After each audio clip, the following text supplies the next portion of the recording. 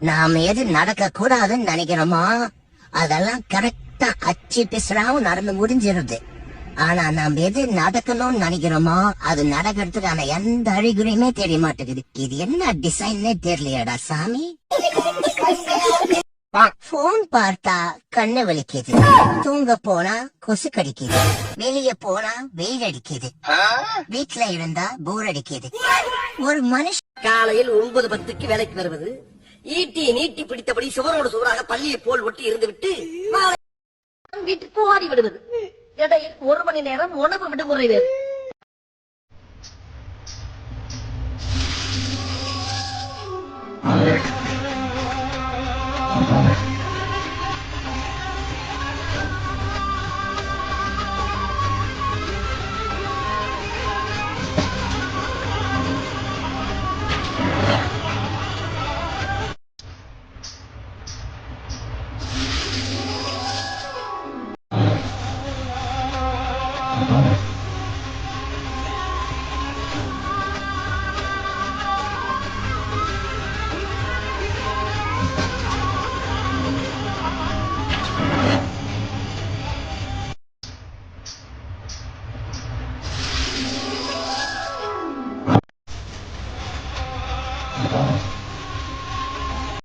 எனக்கும் கல்யாணம் ஆகி அழகான ஒரு வீடு, அன்பான மனைவி, அழகான 2 குழந்தைங்களோட வாழ்க்கை சந்தோஷமா போய்கிட்டு இருந்தது.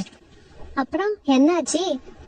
எங்க அம்மா வந்து விழிஞ்சிடுச்சு, போய் பால் பாக்கெட் வாங்கிட்டோட 8 மணி ஆச்சு சொல்லி கொடுத்தாங்க.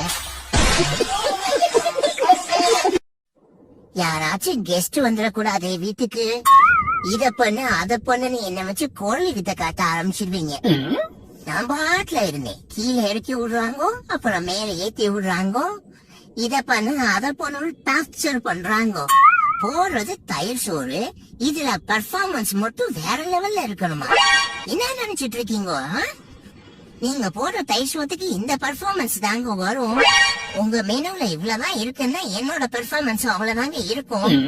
அதுக்கு மேல எதிர்பார்க்காதீங்க, என்னால முடியாது.